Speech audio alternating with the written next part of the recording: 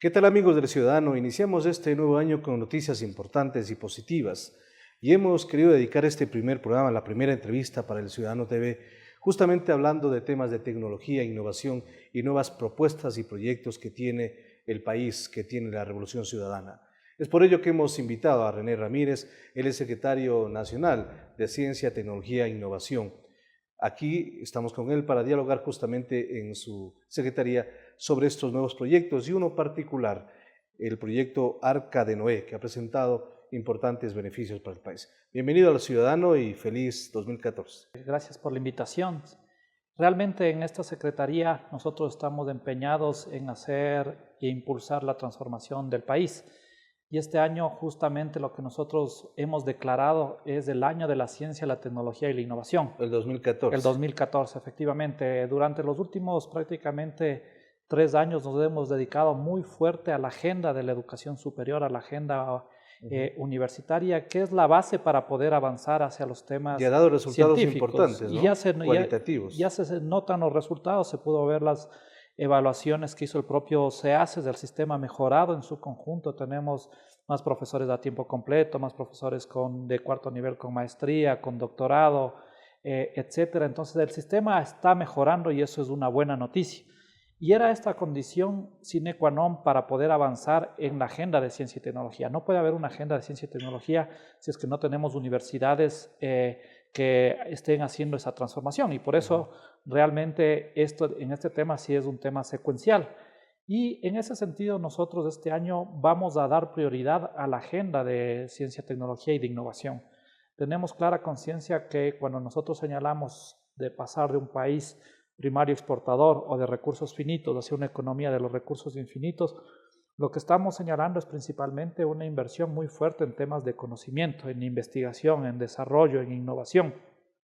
Y es por eso que nosotros hemos presentado ya al país y que quisimos comenzar también nuestra exposición de este año con temas de uno de los proyectos más bonitos que tenemos y que ya se están dando resultados, que es el proyecto Arca de Noé. ¿En qué consiste entonces? Este proyecto Arca de Noé justamente consiste en el inventario de toda la biodiversidad, la caracterización de la biodiversidad y la caracterización genómica de la biodiversidad del Ecuador, ¿no?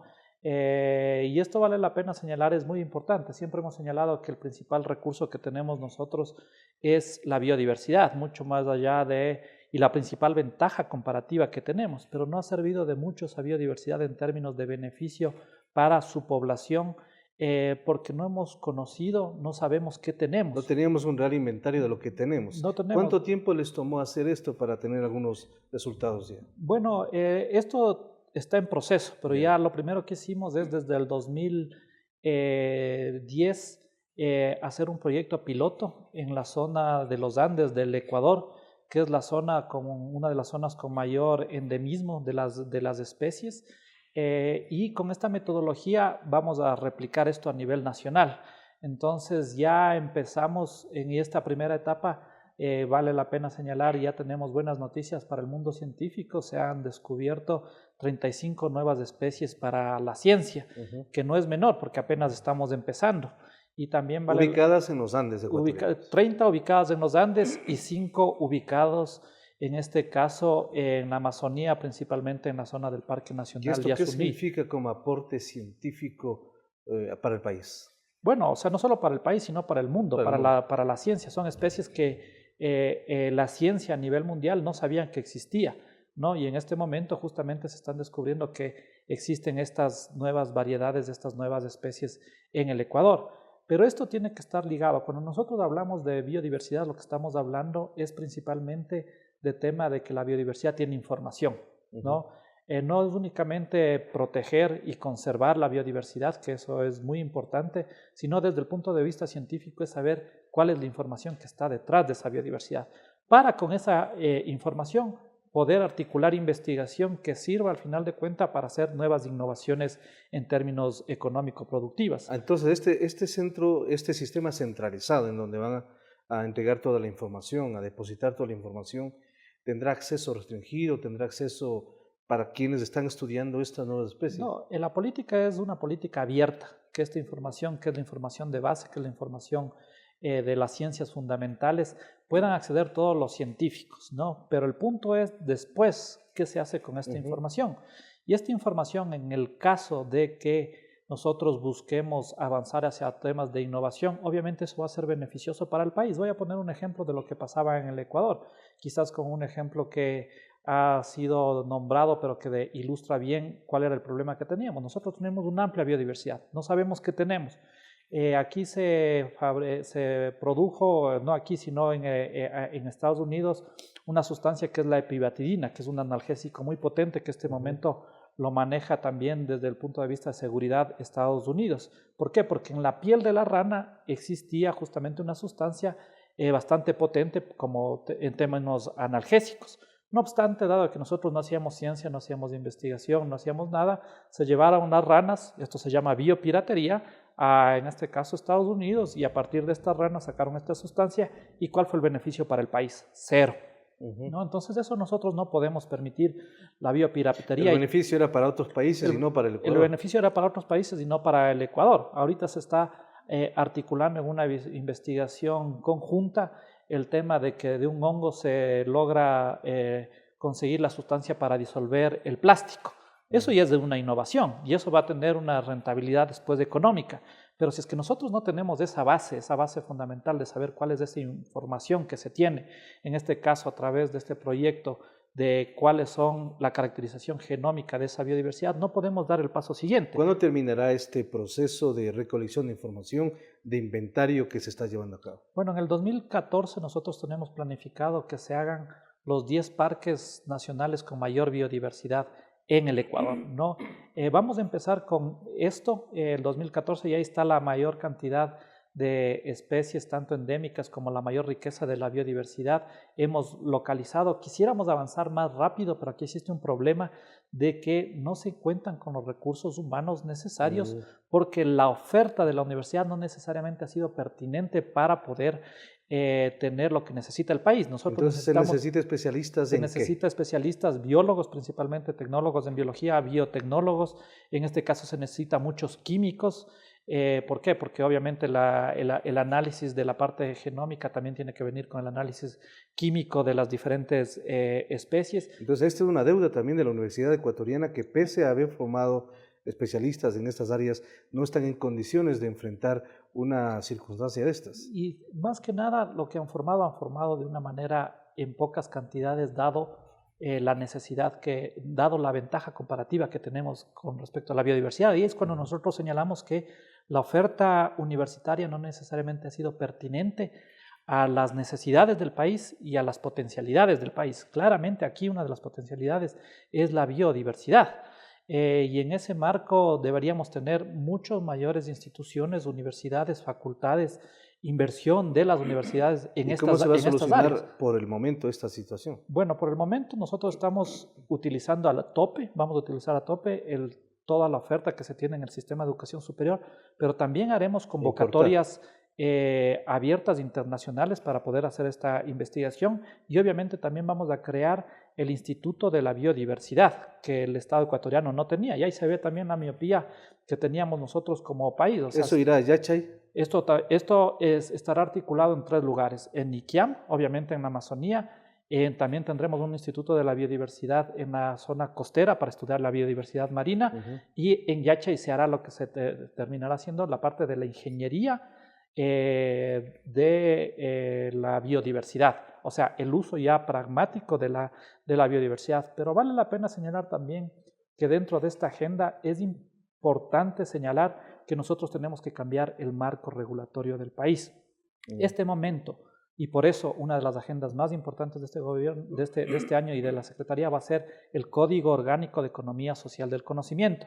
Dentro de este código habrá un capítulo específico de cómo se maneja el tema de la biodiversidad, pero un tema fundamental que tenemos que derogar, que tenemos que eliminar, es la ley de propiedad intelectual, donde el tema del manejo de la biodiversidad, el tema del manejo de los saberes ancestrales, prácticamente no tenía ninguna importancia. Lo único era justamente garantizar que se pueda patentar y que ¿quién pueda patentar? Las transnacionales que vienen acá al Ecuador. Eso tiene que derogarse entonces. Eso tiene que derogarse. Previamente, eso se va a antes de la presentación del código.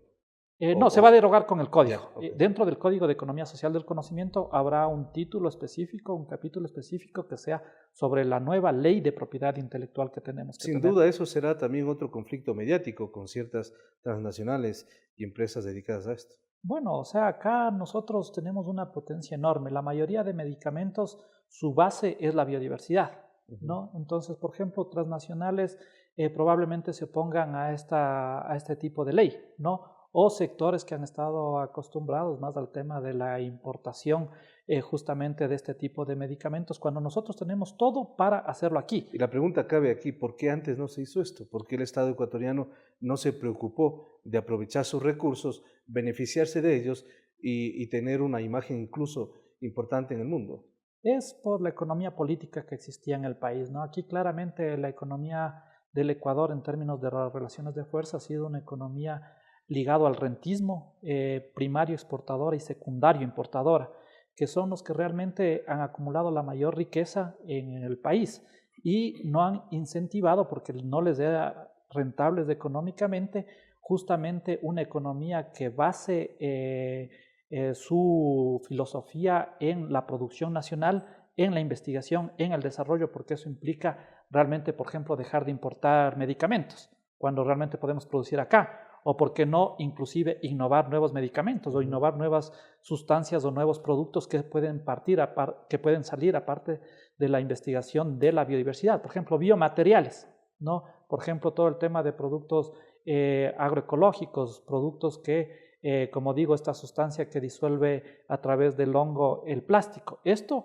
luego que se haga ya investigación, se puede hacer innovación, se puede hacer su empresa y se puede generar el empleo acá. A eso vamos. Cuando hablamos justamente del cambio en la matriz productiva, nosotros señalamos que tenemos que invertir en formación, en talento humano, en investigación, porque la investigación, será el sustento para realizar nueva innovación. Entonces, estos cambios que se están realizando cualitativos, que arrancan, como usted lo ha mencionado, con una transformación de la Universidad Ecuatoriana, cuyos resultados se están viendo, pese a ello todavía falta muchísimo más que hacer. Viene esta segunda fase que significa justamente el conocimiento y la innovación, que es algo fundamental. Por supuesto, y por eso este año vamos a hacer el Código de Economía Social del Conocimiento, vamos a crear justamente, vamos a hacer un plan de la economía social del conocimiento con respecto a la política pública. Yachay se solidificará y ahí estarán los institutos de investigación.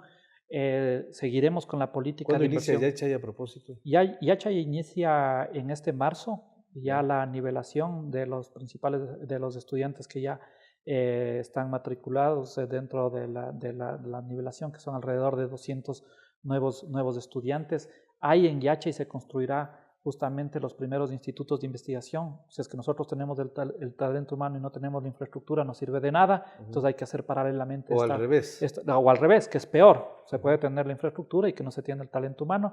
Por eso continuaremos con la política de becas, continuaremos y radicalizaremos la política de Prometeos, justamente para traer los científicos que sean necesarios traer acá, y pondremos mucho énfasis en mayor inversión en temas de investigación, tanto para el sistema de innovación como para el sistema universitario. Acordémonos que por ley las universidades tienen que cumplir, en este caso, un 6% de su presupuesto destinar a temas de investigación. No están cumpliendo. Lo que no se ha cumplido. No, eso será otro parámetro también para definir el futuro de las universidades. Por supuesto, esto tiene que ser un parámetro porque universidad que no investiga no es universidad.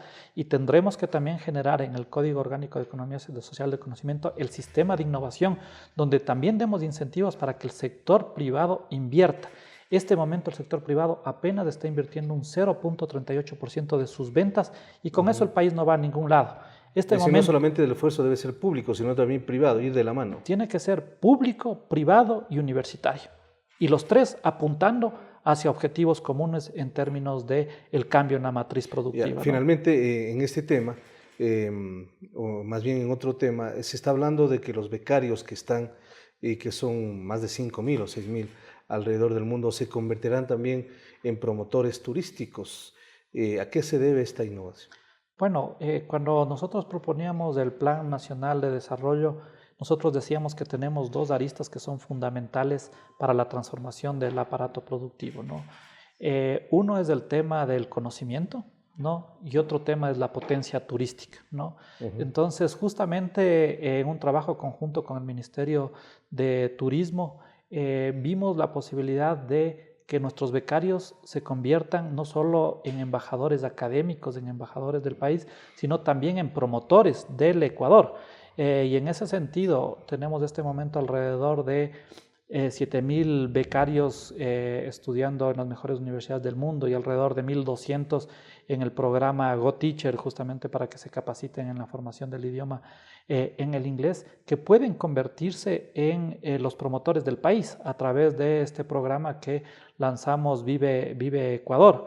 Ellos, a través de la página web, podrán promocionar al Ecuador los temas turísticos que comen, los lugares bonitos, etcétera, y presentarnos también turistas que vengan acá al Ecuador. Entonces, esta iniciativa está funcionando y creo que está funcionando muy bien como parte de la estrategia del cambio en la matriz productiva, ¿no? Muy bien, este será el inicio de una serie de entrevistas porque nos interesa mucho promocionar la innovación, la ciencia y la tecnología.